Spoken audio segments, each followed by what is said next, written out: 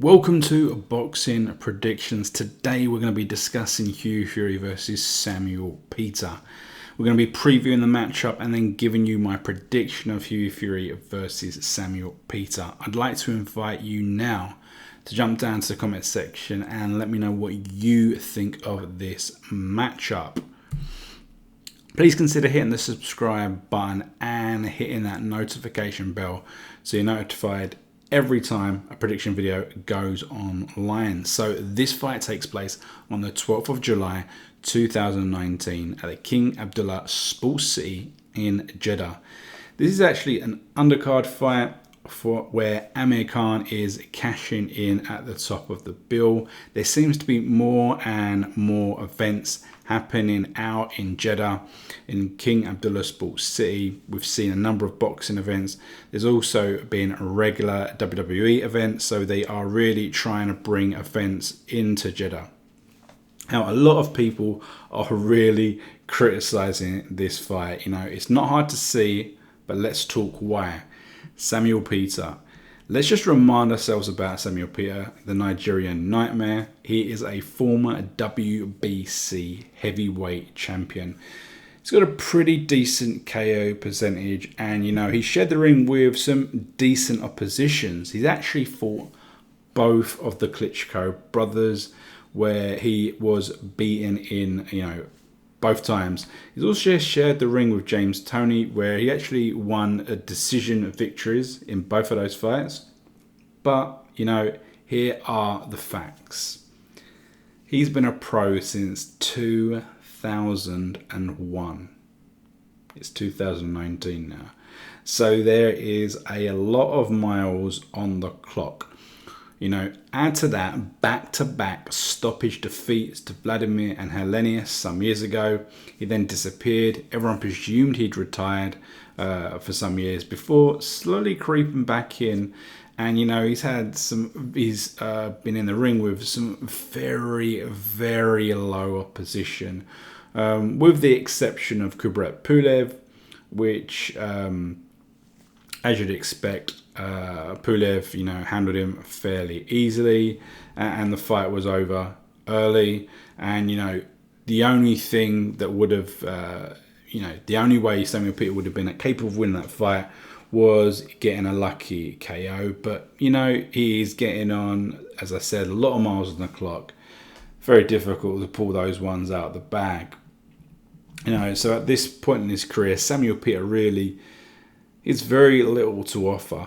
In terms of opposition, in terms of putting on a good fight, in terms of helping rankings and helping future fights for anyone that fights him. And you'd really expect any decent level guy, anyone in the top 30, to handle Samuel Peter fairly easily. Let's return back to Hughie Fury. Now, he's still only 24 years old, but he's 24 pro fights deep into his career. But he has lost the two fights where he actually stepped up in competition, stepped up in levels, really, in opposition. There was a decision loss to the then WBO champion, Joseph Parker, which I actually thought was closer than some of the judges. Some of the judges scored it quite wild. I thought it was closer, but I still thought that Joseph Parker, was the winner. No doubt about that. I just thought it was slightly closer. Then there was another decision loss where he got quite badly cut early on against Kubrat Pulev, and he never really, got his act together in that. It really threw him, and he struggled, and his game plan completely went out the window. Now, I've actually been a bit of an advocate of Hughie Fury over the years, and I've predicted him to win on both of those fights that he lost, you look at what he's got to offer. I think he's highly skilled, great movement, good IQ, but he's clearly lacking in some areas. When he fought against Joseph Parker, he just wasn't active enough. And he didn't fight clever. He didn't fight. He didn't have a good game plan, and that was as simple as that. And then against Pulev, he got cut early, and he really let it get to him. That was a bit of a mental side, possibly. He really let it get to him. And, whilst we can accept, you get cut, it can throw you, and your game plan can change. You can see that blood. You possibly think you're more significantly injured, but he really let it get to him, and he kind of threw that fight away. Now, the biggest criticism I've always had against Hughie Fury, despite the fact, as I say, being a big fan of him, is that he really lacks concussive power. Now, we say that he's got about 50% KO record, which for heavyweights is almost unheard of. Really, the only person I can think of which has a record just as poor is actually Kubrat Pulev, ironically. But having said all that, I would expect Hughie Fury to win this fight by stoppage after dancing around Samuel Peter, probably giving him travel sickness, and then stopping him. Or him, not being pulled from the corner. And that is really, we're talking about where Samuel Peter is at this present moment. Now, this is an odd fight to have, but this is a money fight. This is out in Jeddah, nothing more, nothing less. The actual event in the UK is being shown on Channel 5. So I'm sure that this will be, they'll show the Amir Khan fight, and they'll probably show this fight, probably not much else. And Hughie Fury is probably getting it's a bit of a no-brainer. Hughie Fury is probably getting financially a good package out of this fight, considering the opposition, considering what it actually gives him. It's literally, just funded him for this year. Now, the loss to Pulev possibly derailed Hughie Fury, and they might be looking to build him up again slowly. Previous fight that he had was against nobody out in Canada, against Canadian, and you expected him to win, and he did handily. Hughie Fury's young. There is time to keep building him, keep learning.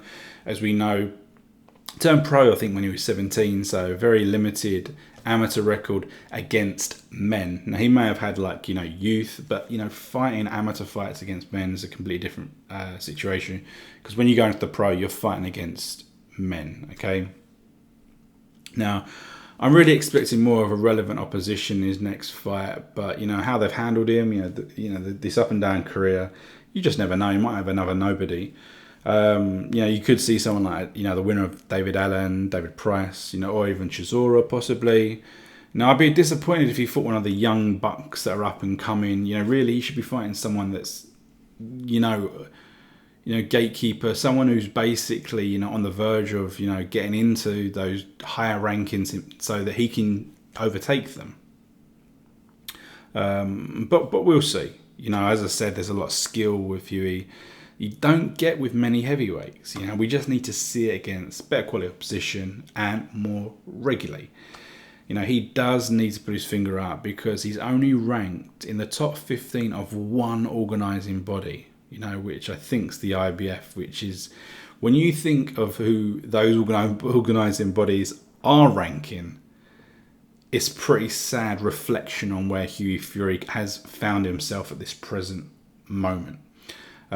So somehow they need to get him into big fights, so potentially he can get the bigger fights, if he is indeed capable, but we need to see him more regularly against better opposition. And I hope that we do get to see him. As I say, I think this is going to be a stoppage win for Hughie Fury within 5. Jump down to the comment section below and let me know what you think. And of course, smash that subscribe button and the notification bell, and we'll see you with all of the other predictions that are coming thick and fast in the next week or so.